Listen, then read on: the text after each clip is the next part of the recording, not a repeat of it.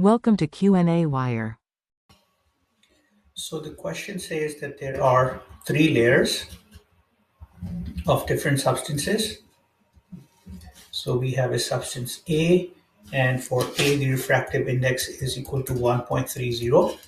Then we have a substance B, and for B, the refractive index is 1.50.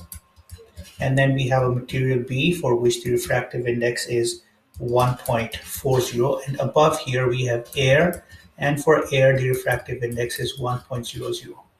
So first we have a ray of light, which is incident here at an angle of 75 degrees. We need to figure out if total internal reflection will occur or not.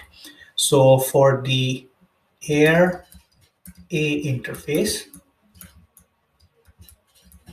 we can find the critical angle. So critical angle would be equal to sine inverse of uh, the refractive index of air divided by the refractive index of A, or that would be equal to sine inverse of 1 over 1.30, and the critical angle comes out to be equal to 50.3 degrees.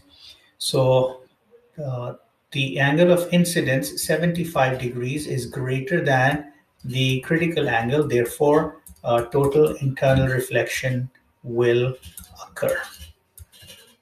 And what's the difference between the angle of incidence and the critical angle? So we want to find the difference as well. So difference is equal to 75 minus 50.3 degrees, and that is equal to 24.7 degrees. So that's for the interface between A and B, A and the air.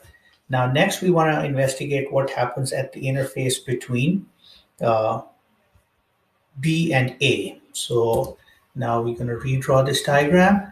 So we have A and then we have B. The refractive index of A is 1.30. Refractive index of B is 1.50. And again, we have a ray of light, which is incident at an angle of 75 degrees. So we first of all want to find the critical angle. So theta critical is equal to sine inverse of refractive index of A divided by refractive index of B, or that would be equal to sine inverse of 1.3 divided by 1.5, and the critical angle in this case is equal to 60.1 degrees. So again, since the angle of incidence is more, so 75 degrees is greater than theta c in this case, therefore total internal reflection will occur. And what's the difference between the incident angle and the critical angle? So that's 75 degrees minus 60.1 degrees, and that is equal to 14.9 degrees.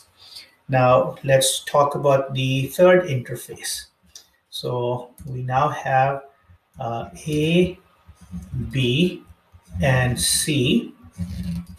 So for C, the refractive index is 1.40. For B, the refractive index is 1.50. Now since NB